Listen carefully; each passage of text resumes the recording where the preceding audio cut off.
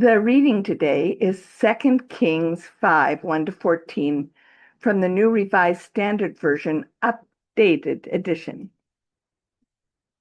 Naaman, the commander of the army of the king of Aram, was a great man and in high favor with his master, because by him the Lord had given victory to Aram. The man, though a mighty warrior, suffered from a skin disease. Now the Arameans, on one of their raids, had taken a young girl captive from the land of Israel, and she served Naaman's wife. She said to her mistress, "If only my lord were with the prophet who is in Samaria, he would cure him of his skin disease."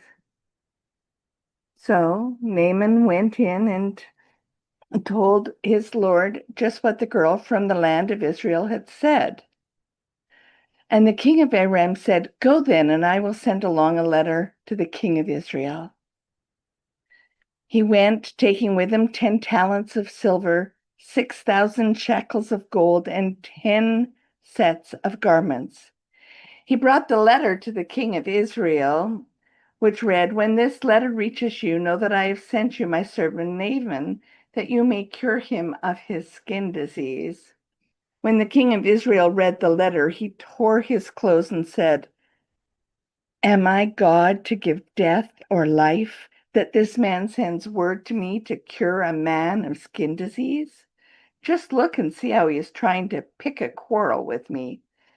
But when Elisha, the man of God, heard that the king of Israel had torn his clothes, he sent a message to the king.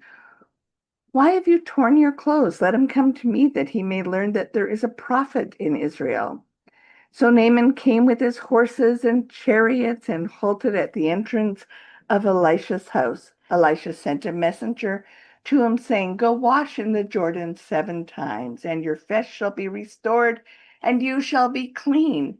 But Naaman became angry and went away, saying, "I thought that for me he would surely come out and stand and call on the name of the Lord his God, and would wave his hand over the spot and cure the skin disease. Are not Abana and Paraph, the rivers of Damascus, better than all the waters of Israel? Could I not wash in them and be cleaned?" He turned and went away in a rage. But his servants approached him and said to him, "Father, if the prophet had commanded you to do something difficult, would you not have done it? How much more when all he said to you was, 'Wash and be clean'?"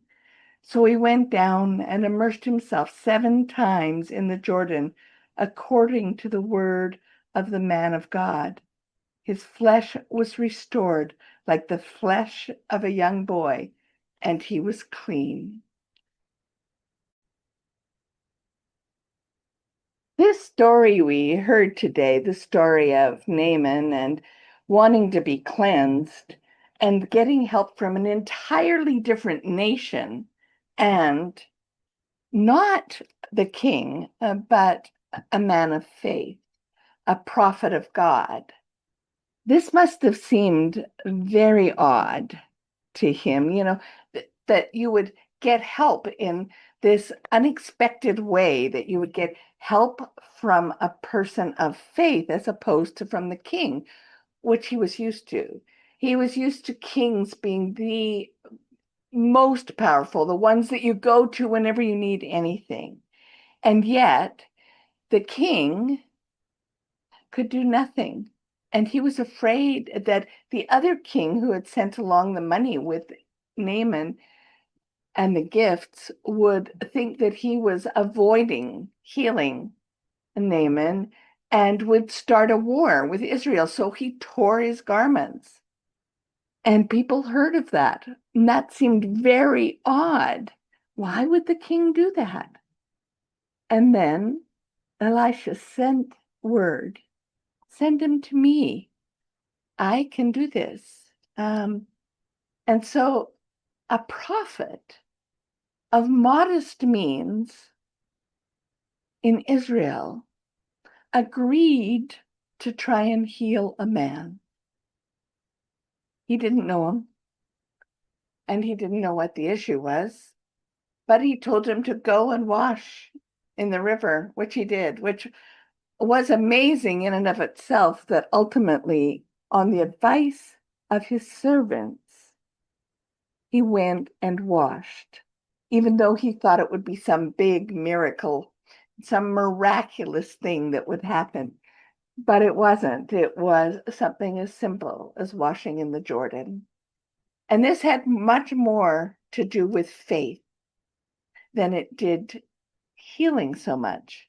It had much more to do with faith in what the prophet was saying and believing that it could happen than in great acts. So Naaman learned a powerful lesson in this one story because help came from an unexpected place. I think that we're in a time where we look for help wherever we can find it. We look for help wherever there is a need. We look for help because times seem so extreme. I was honored to be able to go to Eastern Europe after it had been 12 years since I'd been there. 12 years since I had seen what had happened. If you remember back in time, what happened initially when we first went was I met with Florian and other people from around the area who were people who had all the best hope for the LGBTQ community. They really wanted them to thrive. They were not necessarily, in fact, a few of them were LGBTQ themselves, but they were very supportive. There was, I think, 3 or 4 of us that were actually LGBTQ. And we met and we had our first gay movie time where we brought people together in a more artistic way just for our first step. The next year, we decided that we should have the march. And by we, I mean the board of Accept and Florine and myself. And Florine picked me up at the airport and took me to the mayor's office because we were trying to convince the mayor to give us protection as we marched. Well, the mayor was having none of that. And I'm sure that some of you remember that we put out a call for letters to the mayor, the president, and the minister of justice, supporting there being protection for the marchers. Well, we had no idea when we did that the kind of response we would get. The response was incredible. And it was so many people from so many parts of the world. Every continent sent letters from young children up to seniors saying, let them march, members of parliament. And the mayor ultimately just shut his email box down, thinking, well, that'll end that. It did not. We had, well, I had everybody send me their letters via email. We printed them out at Accept, and then we started faxing them. And there was people standing there just faxing. And he did try to shut down his fax, but that also meant he shut down his phone. And so that didn't last for long, and he turned it back on. So I know if you're younger, you probably don't know what a fax machine is, but in our days, this was cutting edge, and we did this work. And when we had the march, indeed, there were police because of the pressure of the international community and the press. And because the president and the minister of justice agreed that it should happen and asked for there to be police presence. So the help came from all these different places around the world and from press from around the world. And indeed, the help came from the president and the Minister of Justice. None of this was expected. We did not expect that kind of support, the outpouring of love and care and support. Well, that was 20 years ago. I remember waiting with Florine and wondering if we were going to indeed have this event. And ultimately, I saw bright colors walking across the park, and it was the drag queens and kings, and we knew that it was going to be successful. And we ended up having 350 people.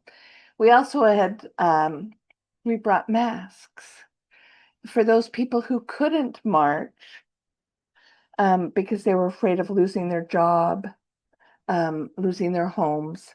And we understood that it would be very difficult. And so I had brought masks with me. We asked for people to send more masks, and they did. And so we did have the 350 people. We thought this was miraculous. And we continued doing that work in Eastern Europe, all around Eastern Europe and Russia, trying to encourage the LGBT community for a number of years.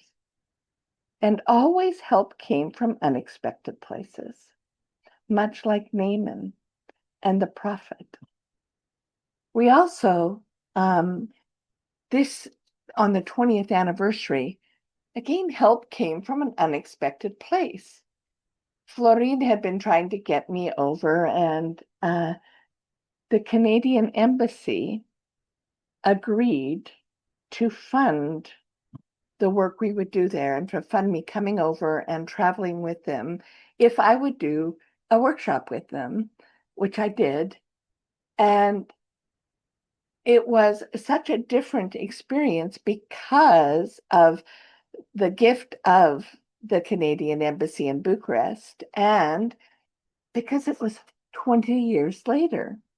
So I blessed 5 or 6 couples while I was there. I did many press releases, all in Bucharest, and then marched, and there was 30,000 people.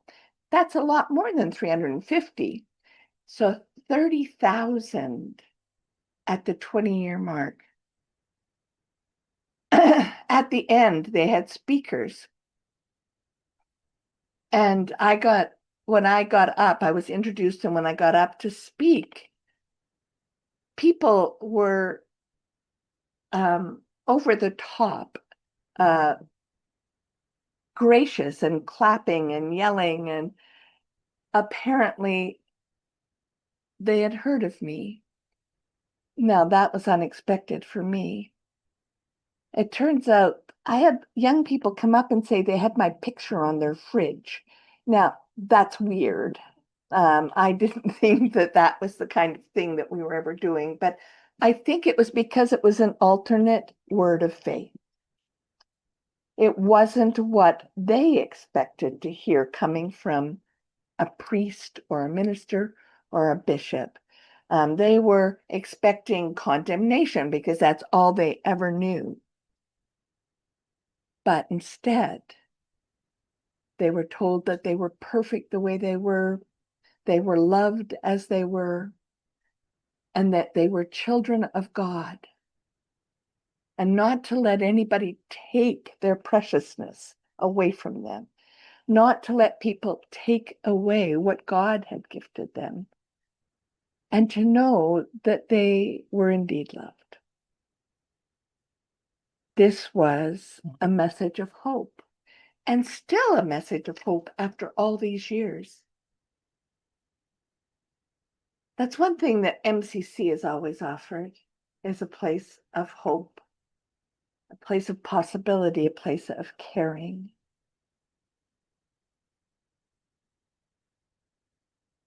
And I think that for me, that was the greatest gift. Reverend Elder Troy Perry heard God speak and created this amazing denomination. we've done good work around the world. And this year I continued to work in Romania, but I went to some other cities that used to be a part of Hungary. So Cluj and Oradea and Timișoara, and met with communities there to talk to them about God and God loving them, and to support them in whatever ways we could to get out a different message than the Orthodox Church was sending out, because the Orthodox Church is still problematic for so many people over there. I mean, it's a wonderful church. I have no problems. They do wonderful things in their communities. They are loving. They just do not care for the LGBT community. And so Florine, myself, and Tristan from the Canadian Embassy in Bucharest, he's the deputy ambassador. We traveled to Oradea and we met with the press. We did the same thing in Cluj. We met with the press and we did an event in both places for young LGBTQ people. And we did the same in Timișoara.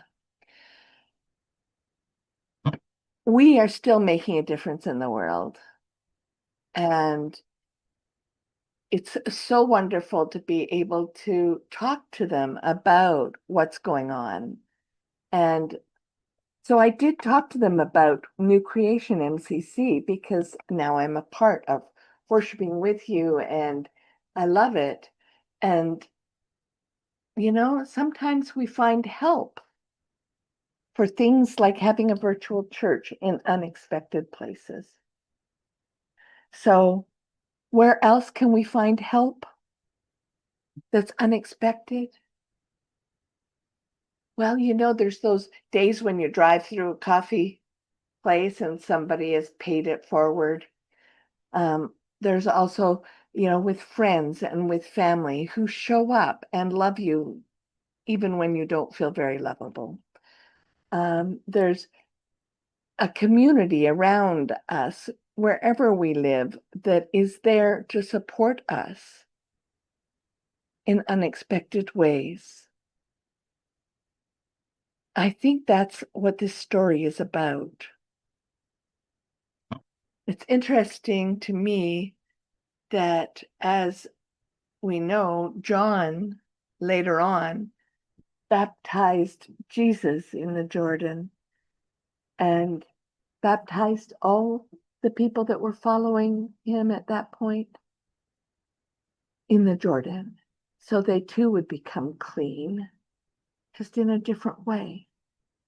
And for us, I believe that this speaks to us in that we can expect to find help where we didn't expect that it would be there. And we can be that unexpected help that we don't expect to be there for many people. So I think the important thing to do is to not lose hope, because there is help out there, and sometimes we only need to look in the mirror to find that we are the help that is being called for. So what I hope you'll take away from this is a couple of things: that we are still vital and needed as MCC, that we are still doing the work that we were called to do by Troy Perry, and we're still doing that around the world. And that even though things may seem difficult, God is at our core, and it's God that we look to for direction. And it's the teachings of Jesus that take us forward. And so right now, I lean very heavily on my faith when things feel terrible. I lean heavily on the knowledge that we can't let fear hold us back,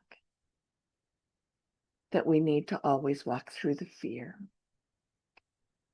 And I know I've said that before, but I think that people want us to be afraid, and we don't need to be. So this week, know that you'll find help in unexpected places and that you are loved. In Jesus' name, amen.